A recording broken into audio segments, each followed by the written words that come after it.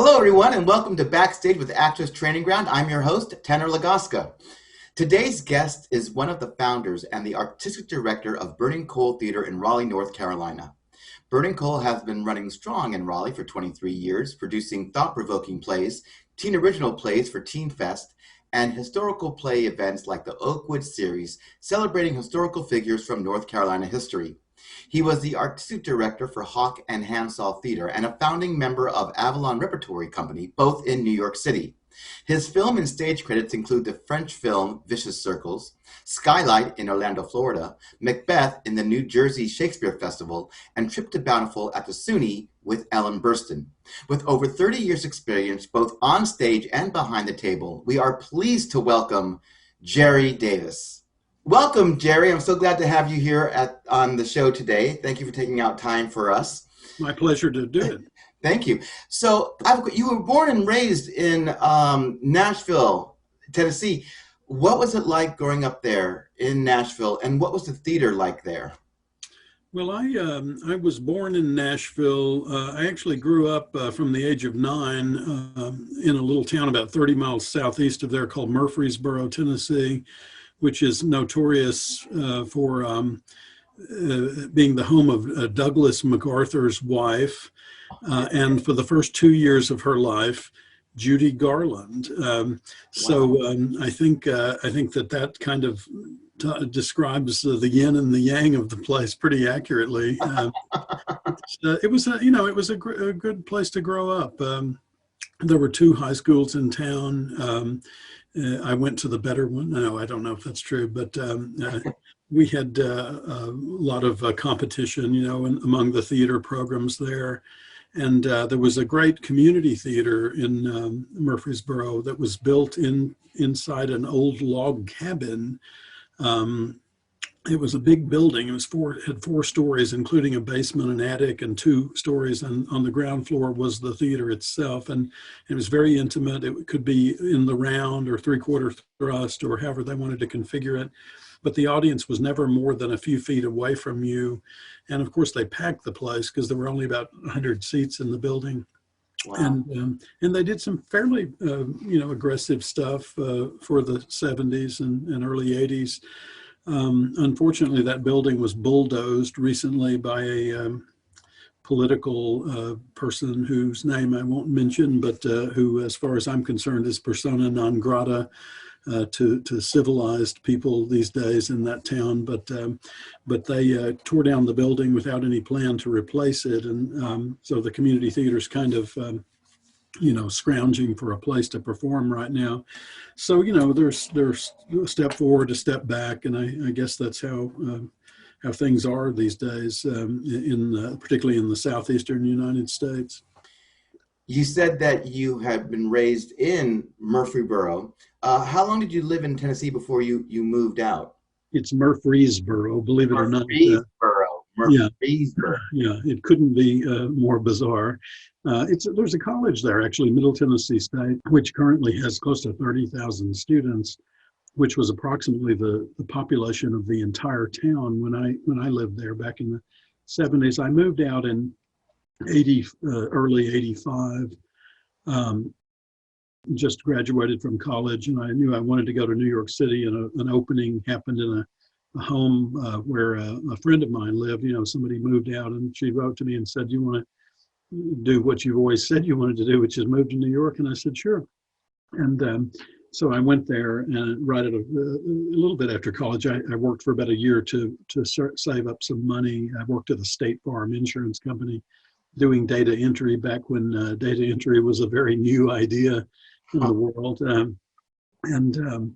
And so it was quite a big change between living in a little town like that and living in New York. Mm-hmm. I actually started out on Long Island. The woman that I knew was living on Long Island, but I got a job almost immediately, a temp job on the 103rd floor of the World Trade Center, one of the 2 towers.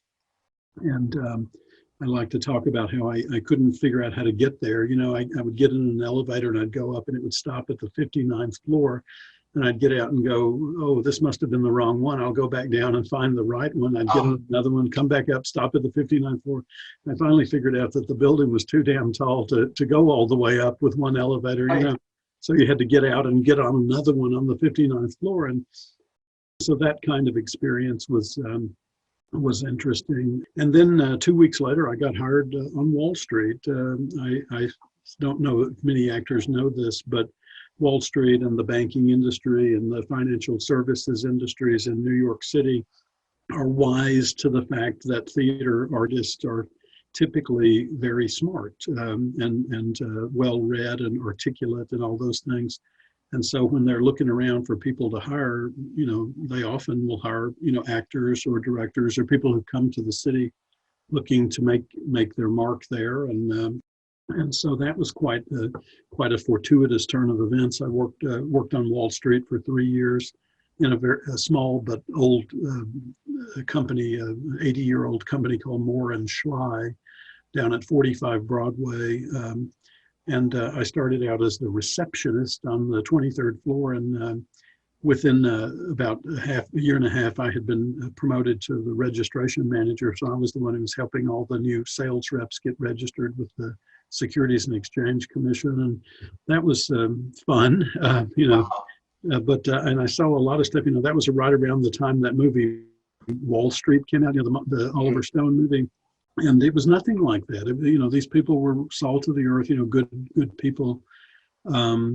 They had some problems after I left. A couple of guys came in that were criminals, basically, and we should have known that. The company should have known it because of their past history, but they took a chance on them because they were high producers, and it turned out to be the wrong thing. And within another 2 years, the company was out of business. This 80-year-old Wall Street firm.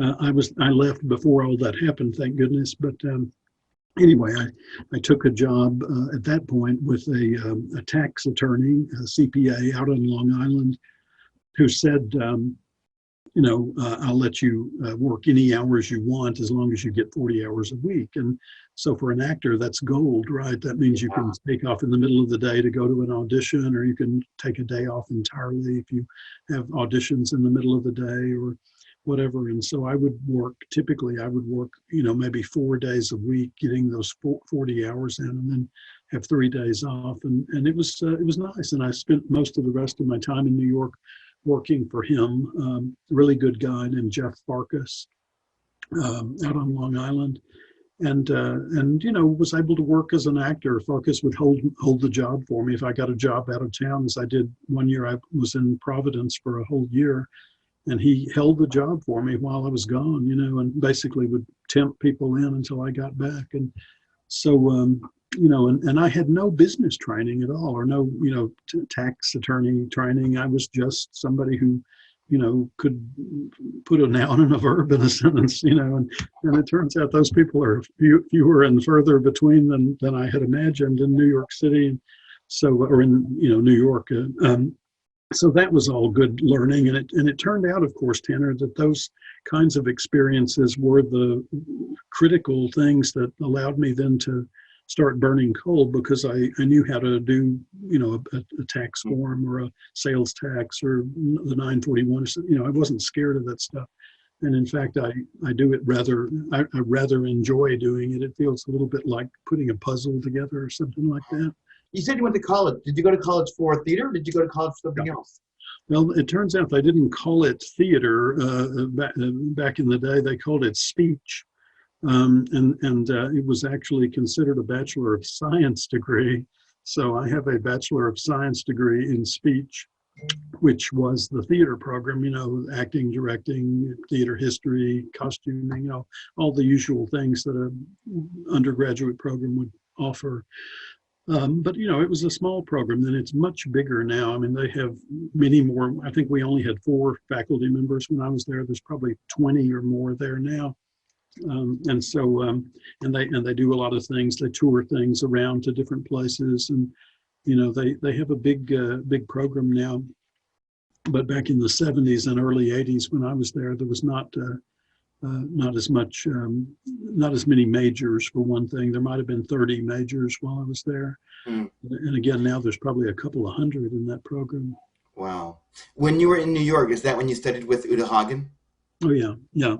Although she wasn't my first teacher, I had a very fortuitous series of events that seemed to follow me around from everywhere I go. One of which was when I very first started out, I found a program at a place called the Actors Playhouse, which was down on the in the village, the West Village, right across the street from Circle Rep. If you remember that part of the city, Actors Playhouse was an off-Broadway theater, about 200 seats, 180 seats, maybe something like that. And it was run by this grizzled old guy named Jack Ross, who talked like this and always had some wisecrack to say. But he was teaching classes on Saturdays, which was a day at that time that I could do because I was working on Wall Street. And so I started taking these classes. And what was so great about it is that Jack would pick 3 or 4 or 5 scenes from the class and let us perform them on Monday night in the theater to a free, audience of whoever wandered in, And so you go from Murfreesboro, Tennessee, to suddenly performing in front of a New York audience, every week. And my scenes were picked almost every week, and that was pretty valuable, pretty intense.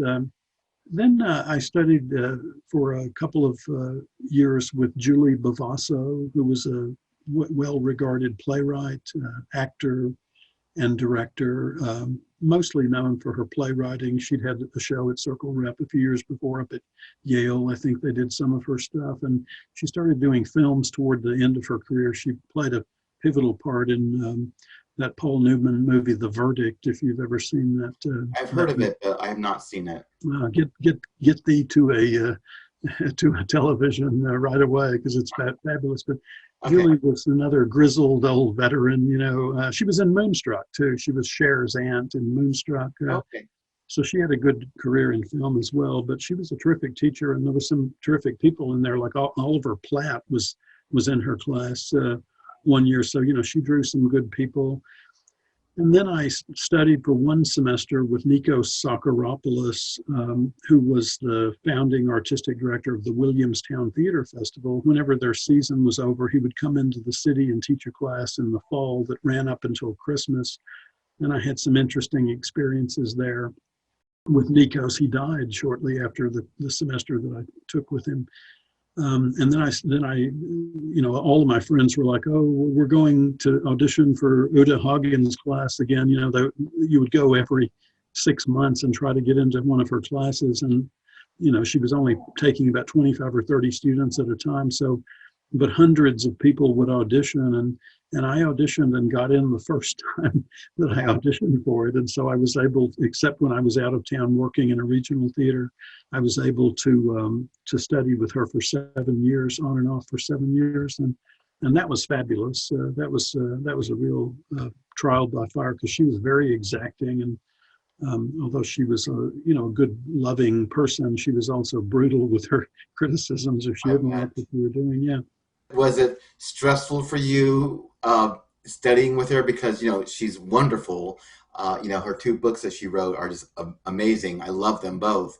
They each have their own intrinsic value for what it is. One from her earlier year, Respect for the Acting, and then later on when she had some alterations to that one, she had the Challenge for the Actor. Were you intimidated by that?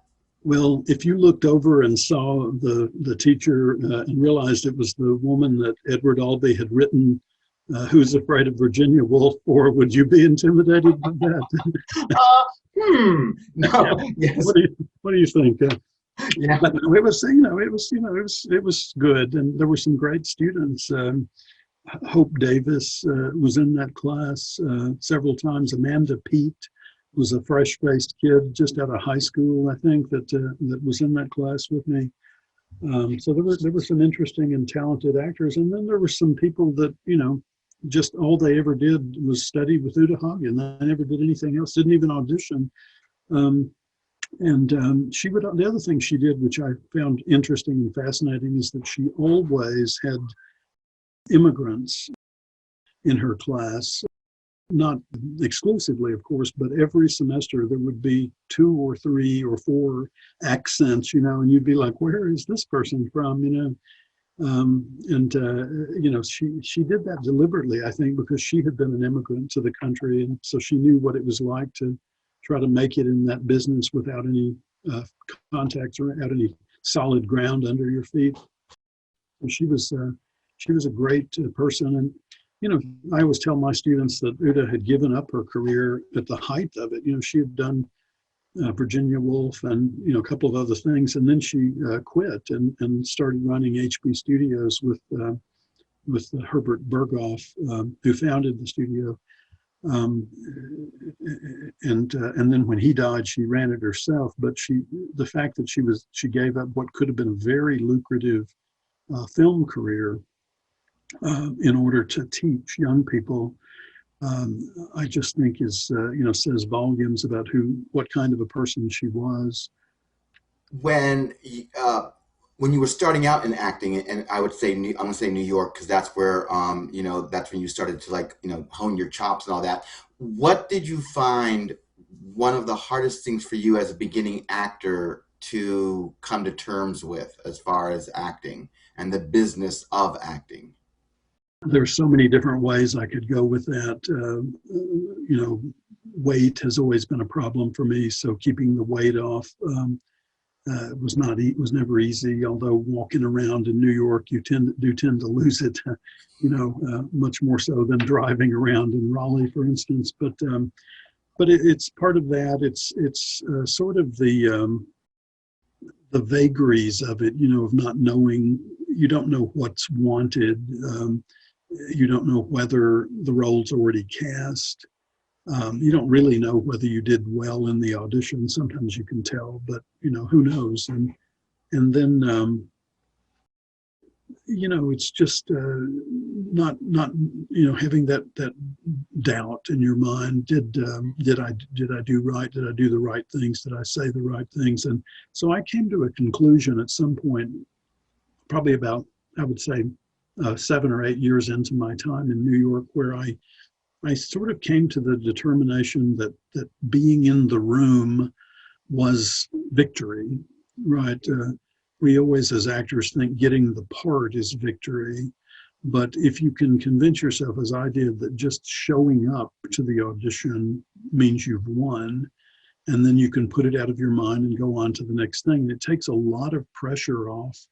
I would literally, I know this is going to sound a little weird, Tanner, but when I would walk into an audition in the last part of my time there, I literally felt like I was above the other people physically, like it felt like I was looking down on them. And I don't mean that in a pejorative way. That's what the sensation was. And so I would easily stride into the room and easily do my piece. Not always well, but it, I wasn't tense, and I wasn't, sort of shaking in the men's room trying to go over my lines over and over again. I just had the attitude of, I've already won. I'm here. I'm going to do it. I've just done it. And if you can cultivate that mindset, it takes a lot of the pressure off of you. And then conversely, you do better, So, yeah, right. That's the thing I try to instill in people, but I think it's something you can't really teach. You have to just learn it yourself over time, I'm afraid. Well, we're going to take a small little break, Jerry. When we come back, we're going to talk about your directing as well as Burning Coal. So we'll be right back with Backstage with Actors Training Ground with our special guest, Jerry Davis.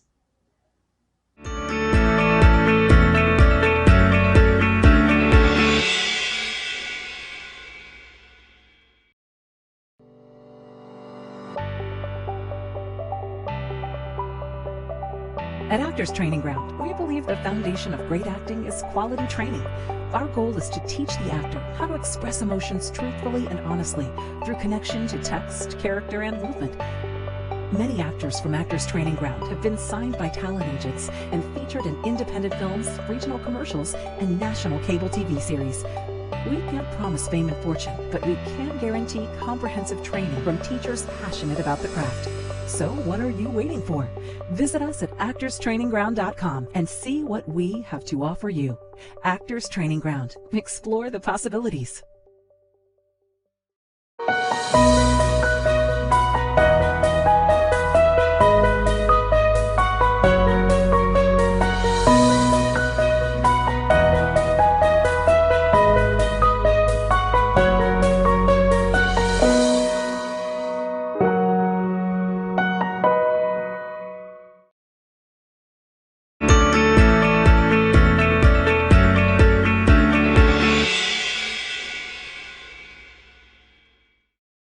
And we're back with Backstage with Actors Training Ground. Our special guest today is Jerry Davis. So, Jerry, when did you go and switch from being on stage to deciding to direct instead? Well, I always wanted to do that. Even when I was a child, before I'd ever seen a play, my twin brother and I would get in the basement of our house in Nashville when we were, 7 or 8 years old and reenact a movie we had just seen at the local drive-in theater with our parents. I like to tell the story that the first one I remember was 1,000,000 years BC. That we had seen that at the drive-in. We came home, we immediately restaged it. We had a 6-foot step ladder that we threw a blanket over, and one of us would get under it and be throwing rocks out for the volcano.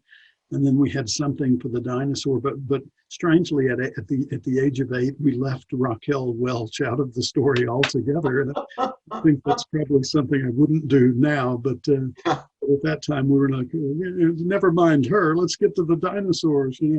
So anyway, but yeah, and then later we would do plays when I moved to the small town. My brothers and I would do like Woody Allen plays or something like that for our parents, and so I always wanted to. I don't know. It never seemed like there was any difference really to me. It seemed like the theater was what I wanted to do, and I honestly I'd have swept the floors, to be in the theater. Yeah. Wow. Which directors inspired you as you were starting your directing journey?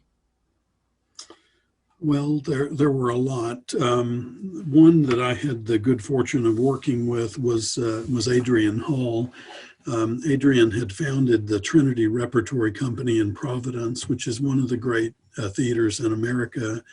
And I think, frankly, Adrian may be the great American stage director. I would put him up against anybody. He came to New York from Texas in the early 1960s. He's from a little town called Van, Texas, which is in the eastern part of the state, about 2 hours out of Houston, I think.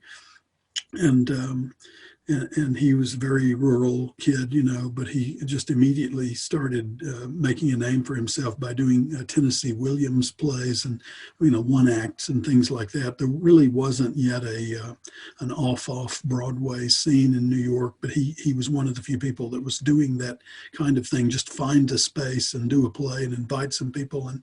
And he started making a name for himself quickly. And so when this community theater in Providence said we want to become a professional company, that was starting to happen in the 1960s as theaters that had been built during the WPA period were more and more deciding that they wanted to shift from community theater to professional theater.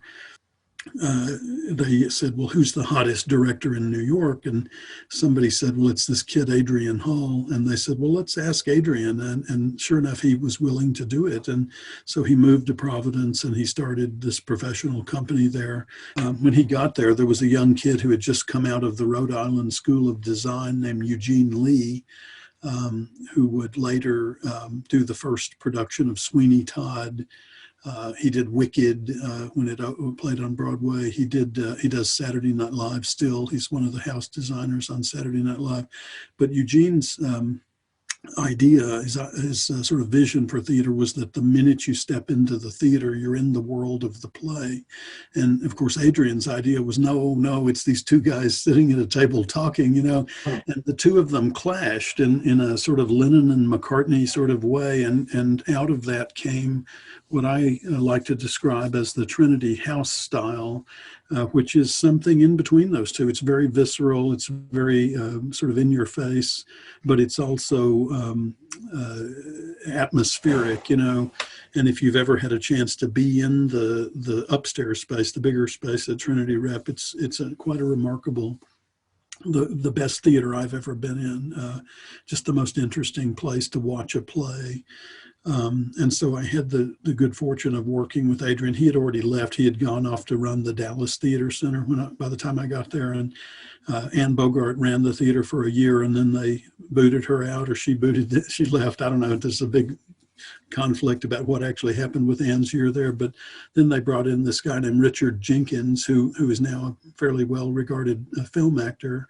But Richard had been acting in the company for 15 years or so. And his first year as artistic director, he wanted to hire some new actors. And so he had an open audition, and I drove up from New York and auditioned. And out of the 300 or so people who auditioned, I'm the one he picked to be in the company that year, And so I spent the year there working with him. I worked with David Wheeler, who is known, among other things, for discovering Al Pacino.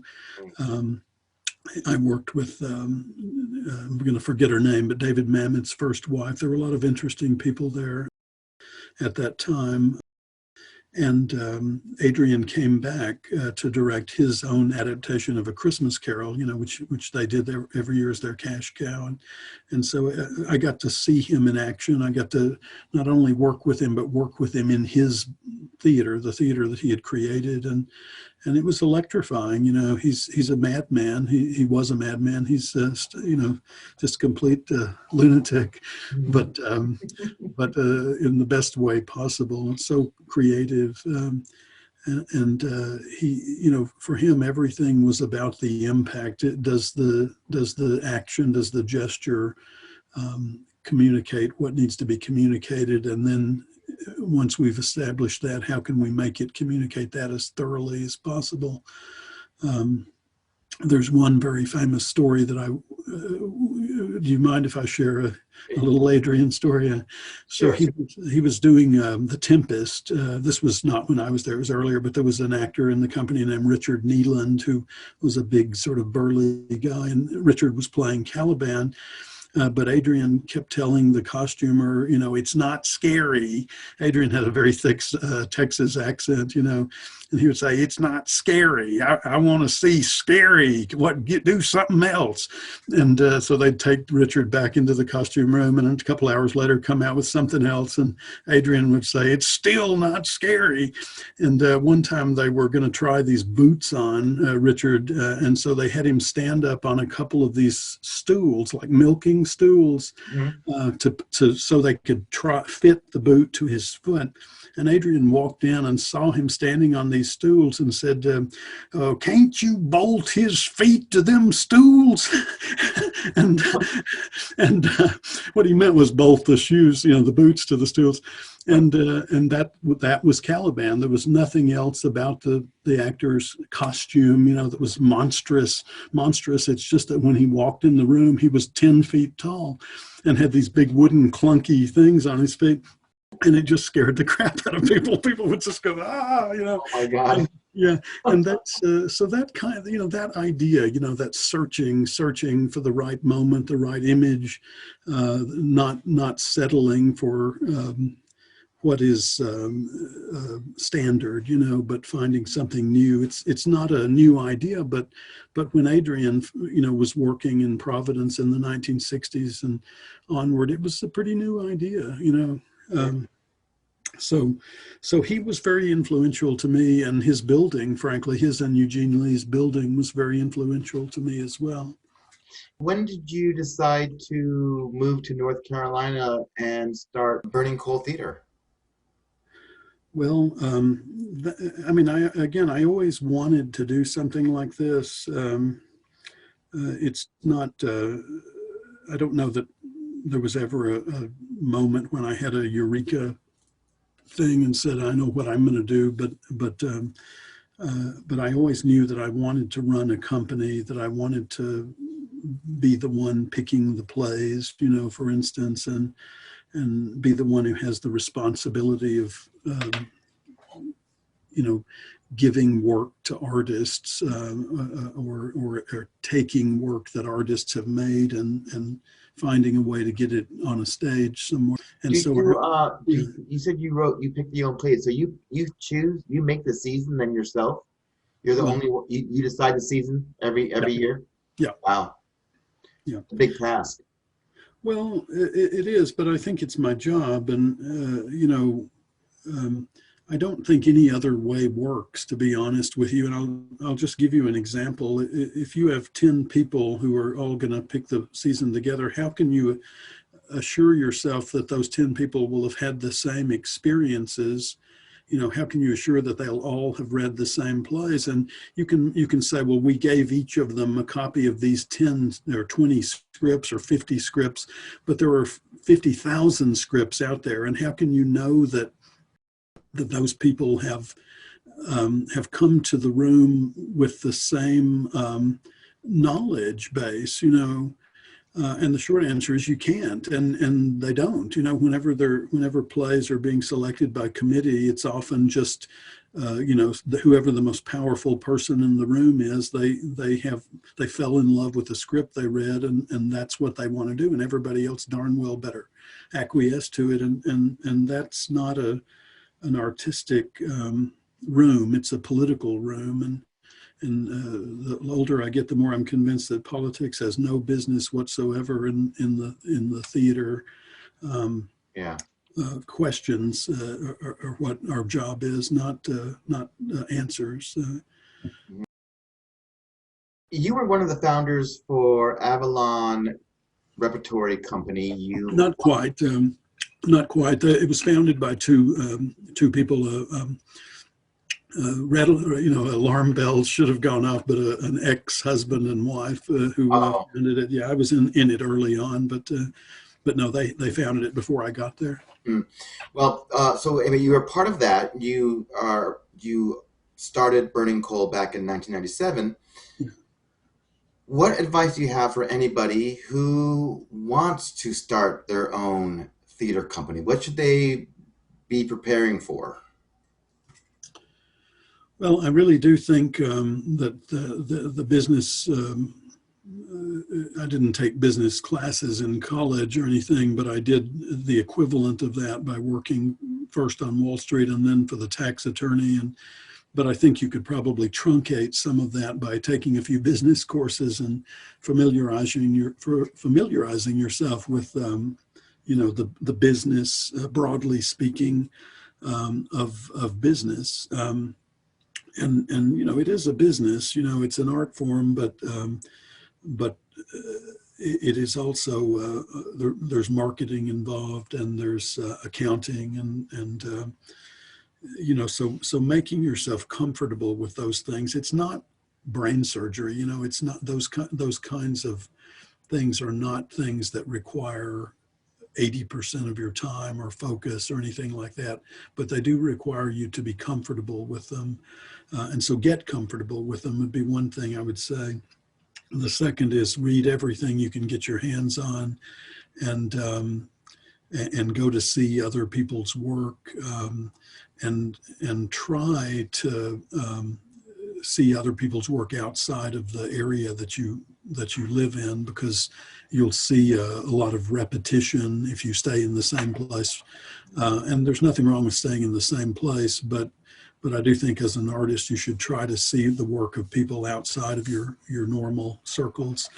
Some people can afford that more easily than others, but try it as much as you can. I think mostly it comes from your imagination, though, Tanner. You know, I think mostly as a director, you want to, you know, trust your imagination and keep questioning. I love that Peter Brook line where he said, this is a paraphrase, but he essentially said, I always throw out my first idea.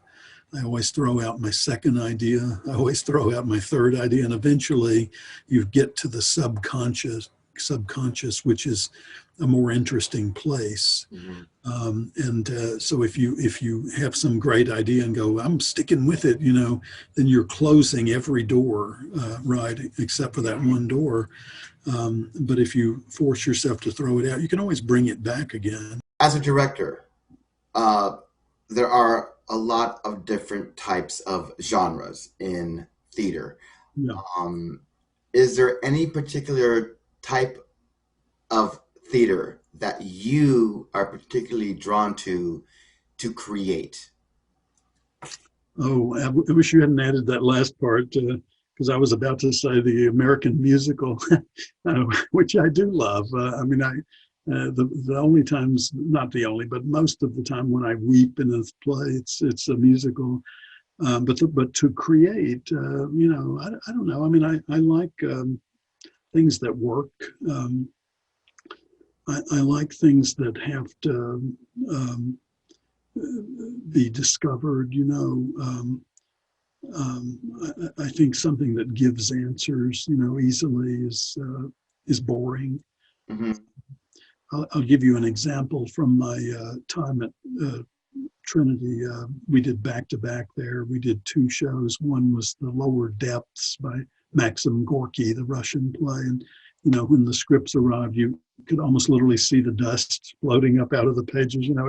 It felt like that old and boring. And, God, why are they speaking in that heightened language? And the other one was a play called Other People's Money, which had just come off Broadway, and there was a film being made of it, and everybody was really excited about Other People's Money. Well, we spent 3 of our 5 weeks at the table talking about The Lower Depths before we got up out of the table. And after the second reading of Other People's Money, we were ready to get up and start staging it. And it was because it was just there. I mean, everything was there in Other People's Money that there was nothing else to do. Yeah. But with The Lower Depths, it was like sticking your hand in a hole and not feeling the bottom. You just don't know. You don't know how deep it is because you can keep reaching all night. And that's what I like. I like plays that don't.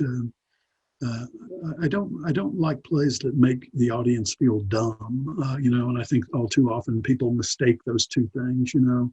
They think if a play is weird and esoteric and really doesn't say anything, that's the same thing as being deep and rich, and it's not. In fact, they're almost polar opposites, but they look an awful lot alike. And so I think you have to be careful with that. But something that works. It almost always works because there's something in it. Something interesting in it.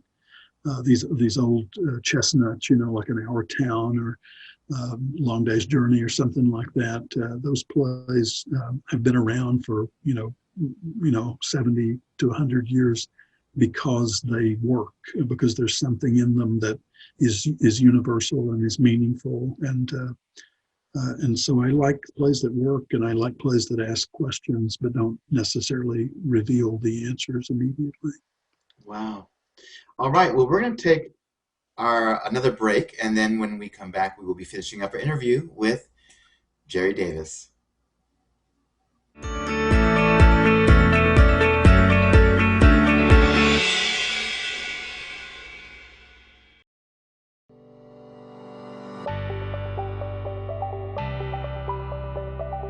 At Actors Training Ground, we believe the foundation of great acting is quality training. Our goal is to teach the actor how to express emotions truthfully and honestly through connection to text, character, and movement. Many actors from Actors Training Ground have been signed by talent agents and featured in independent films, regional commercials, and national cable TV series. We can't promise fame and fortune, but we can guarantee comprehensive training from teachers passionate about the craft. So what are you waiting for? Visit us at actorstrainingground.com and see what we have to offer you. Actors Training Ground. Explore the possibilities.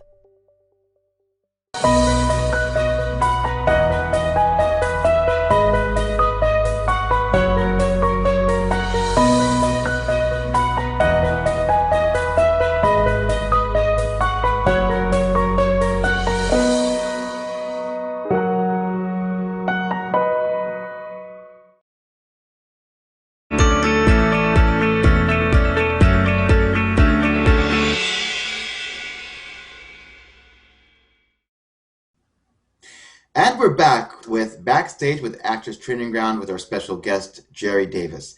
Jerry, what do you look for from an audition? I can tell you some things that I don't particularly care for in auditions. I think rather obvious, although I see them all the time. One is if someone goes way over the time, like if we've asked them to do a 1 minute monologue and they come in and do a 2.5 or 3 minute monologue, that says to me that they're not likely to be good team players, in the rehearsal room. If somebody comes in and does the same audition piece they've been doing for the last 17 years, that's not a great idea. Sloppiness, a lot of times I see this with the guys especially. They'll come in flip-flops and shorts, and they kind of look like they just rolled off the couch. Maybe it's halftime of the football game, and they ran over to do their audition, and I, you don't have to dress up or, look fancy or anything or look like the character, but I do think showing a little bit of enthusiasm for the thing, is a good idea. What are some common mistakes that you find actors making at either an audition or during a rehearsal that they should maybe be more aware about?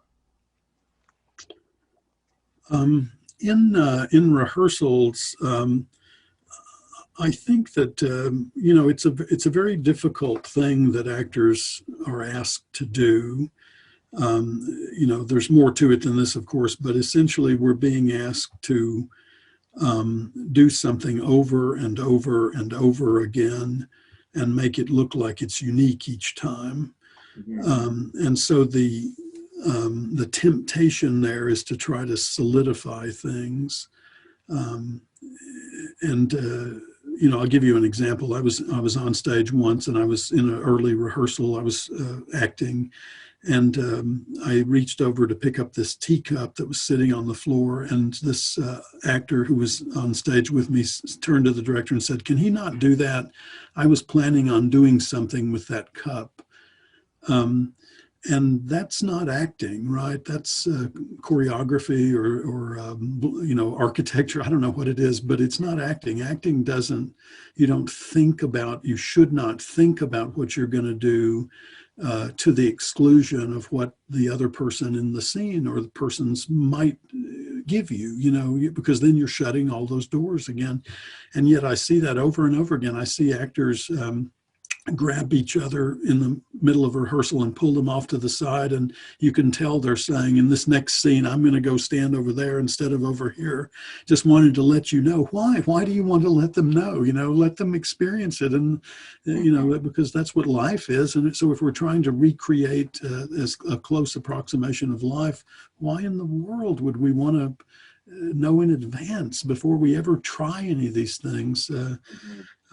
So that's the big thing, and Tanner, there are two other things, if I can very quickly talk about them, that I see over and over again becoming bigger and bigger problems, actually.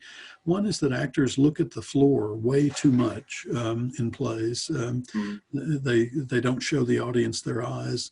And the other is that they don't learn their lines until like the very last minute. And my experience as an actor is that the journey that you go on as a character it comes from what you are giving and what you are receiving. And if your head's down like this, you're not giving or receiving anything. Right. And so you're going to create a very limited two-dimensional character if you do that. It's difficult to convince actors of this, but come in as close to off book as you can come. Is my argument, and then work with the other actors and see what happens. What tip do you have for an actor who's ready to create a role? What tips do you have for them on creating a role? Oh, sure. I mean, I think it's different things work for different actors. I don't think there's any one way of doing anything, but to me, if it's a well-written play, 90% of it is in the text, and so to follow up with the previous comment, I think if you know those lines, well, then you can explore the character from that point of view outward. An example is, if I'm struggling in my mind now, what do I say next? What is my cue line again? Am I supposed to be standing over there? All of those questions that are in your head, you can't really be investigating anything. But if you don't have to worry about those things, if you've got them down cold, then who knows where it might lead you, and it may not be the right alley to go down, but it may. There's a famous adage. I'm big on adages. You may have noticed, but somebody said an amateur actor is one who works until they get it right. A professional actor is one who works until they can't get it wrong. And I think that says a lot about the question of how do you explore a character. And of course, there are other things too. A lot of research can be done about the period and about the style and about the geographic terrain in which the play takes place. All that stuff is useful. But ultimately, the exploration, if it's a well-written play, is going to come from the text. From your experience as a director, do you find that the theater-trained actor or the educational theater-trained actor is better on stage than those who are not, don't have a degree in theater? Not necessarily, but I do think there's value in that kind of training for the simple reason that there aren't facilities. We have this unfortunate mindset where we go through high school and there's a theater there for us if we're lucky. It's sitting there and we can go in and do whatever we need to do. And then you go to college and there's a theater there. Sometimes there are 3 or 4 theaters there, and you can use them and do your work. But then suddenly the doors slam behind you and there's no theater anymore. There's no building, there's no facility. And so now what do I do, right? And so by getting the kind of educational training that you're talking about, it simply prolongs the period of time in your life when you have access to a facility and to other people who have common interests and want to make theater in the same way that you do. So yes, I think training is a good thing, if for no other reason, for that reason. We hear about blacklisting, Is there really though such a thing as blacklisting? Have you ever encountered blacklisting from your end as a director? Have you experienced where someone has contacted you and said, "Hey, just so you know, this actor did this, blah blah blah"? No, I haven't. I've seen a couple of things myself that actors have done that would preclude me from ever working with them again. But I'm not going to share that information with other people unless I feel like it's criminal or dangerous, in some way. If I knew there was an actor that had deliberately tried to hurt another actor in a play, for instance, and I've not had that experience, but if I did, I certainly would tell anybody that I could to be on the lookout for them. But generally speaking, no, I think we all understand the heightened tension that actors are under, and sometimes their behavior is not as perfect as it ought to be, and sometimes mine ain't either. So yeah, I think mostly that's a phenomenon that exists in the imagination more than anything else. Now, I do know that there have been places, like in Chicago, apparently there was a very serious problem with a theater director there a few years ago that finally came to a head. But I've never experienced anything like that in my life, either here or in any other city that I've lived in. What can we, as members of the theater community, not just here in Raleigh, but also, around everywhere, the world, what can we do to help keep theater alive, to help people, still open their imaginations during a time when there are no theaters open, when we cannot open the doors to theater? Well, it's funny, Tanner, and I don't mean this in a sarcastic way, but if somebody said, the loaf of bread industry is in trouble. What can we do to help? You'd think they were nuts, right? You'd say, well, buy a loaf of bread. Right. But the thing we can do to help is go to see theater. Give How do money. we do that if we can't perform right now? Because I mean, I know you did something, but you had like what, 10 people were allowed to see the play or whatever, which of course Well, obviously is, yeah, you know, there's a lot of online stuff that you can buy tickets to right now. I just made a contribution today, a small contribution to the Finborough in London, which is a theater that does all new work or almost all new work, and or revived classics sometimes. But I did that not because I've ever been to the Finborough, because I haven't, but because I believe in their mission, and I had a couple of bucks I could spare to give to them. So it shouldn't be an every man for himself thing. It should be a we're all in this together thing. And so go to see theater if you believe in theater. And I, honestly, a lot of times theater artists don't do that. We don't. We've worked with hundreds of actors over the years, and if they all showed up to see our plays, we'd be in a lot better shape than we are right now. But they don't. yeah. They think of it as, well, that's the show I did, and now goodbye, and let me know if you need me for another one. And instead of thinking of the theater as a place for them to think of as, their home in a way. And I think that's how we should think of theater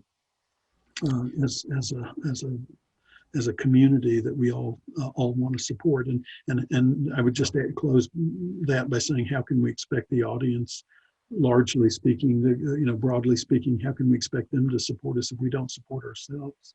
How important is it for an actor to network with other peers in the industry? Look, there are actors that in any community that if they audition for a play, or if they even tell the casting person that they want to do a play, they're going to get cast. It doesn't matter if they've been living inside a barrel for the last year and a half, they're going to get cast because they're that good. But generally speaking, as with any other business, yes, I think getting to know people is a good thing. You just want to know that the person you're working with is rational and sane and good humored, and because you're going to be spending a lot of time in the room with them. And oftentimes in our state, if you're working with an actor in a rehearsal room, you've first been doing 8 hours at another job, right? And so now you're coming out of that job, and with whatever energy you have left, you're trying to make art, and the last thing you want is somebody who's got some kind of ego issues or something like that to deal with that doesn't relate to the play. Well, we are at that part of the show where I do a little tribute to James Lipton, who was the host for Inside the Actor Studio. At the end of his interviews, he would always ask his guests 10 questions that were based off of the questions that Bevo asked his guests. So what I did, I took some of those questions that he asked, I added some of my own, made a hybrid of my own 10 questions. And so these are 10 questions for you. They could be one word or one sentence, but they're just the first thing that comes to your mind. The first thing that comes to your mind. So here we go. Number one, here we are. What is your favorite sound? I think a power chord. What is your least favorite sound? The first thing that comes to mind is nails on a chalkboard. What scares you? Rain, I think. What brings you joy? My dogs. What is your favorite swear word? Shite. What other profession would you like to attempt?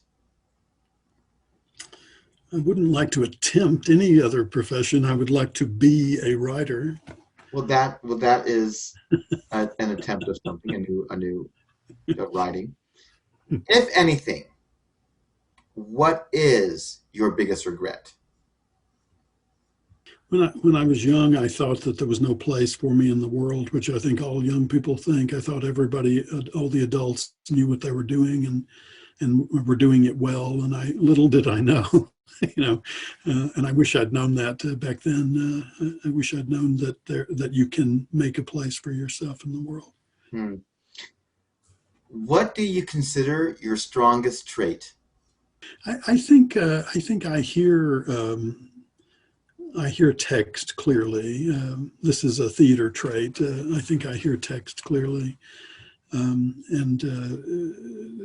that allows me to make sure that the audience can hear it clearly as well. We don't ever get, or hardly ever get, accused of not being clear in our text, at least when I'm directing the show, and that's something I think is a strong suit of mine. What do you consider your weakest trait? Humility. And then what do you want to be remembered for? I think the theater, is probably the thing. I would like for people to think of it as a theater that served as a bridge between one way of thinking of theater and a new way of thinking of theater, which maybe hasn't been discovered yet or is in the process of being discovered. So thinking of our theater as a bridge, some theaters are like, Steppenwolf is rock and roll theater, and Sam Shepard did his thing, very unique writing style. The Moscow Art Theater came up with Stanislavski and naturalism, and Shakespeare had verse drama, and I don't think our theater has any particular thing like that, but I think it carries with it all of those things, and then is helping this part of the country to hopefully helping this part of the country to move into another idea about what the theater might be. And we're still looking. So, Jerry, I want to thank you so much for taking time out of your day to be with us. I appreciate it so much. A lot of wonderful information and a little insight into you as well, which I absolutely love. I wish you the best with everything, and definitely, wish you the best with Burning Coal. So, thank you. Thank you, Tanner. Thanks for having me today. Thank you. So, this has been Backstage with Actors Training Ground. I was your host, Tanner Lagoska. Until next time, explore the possibilities.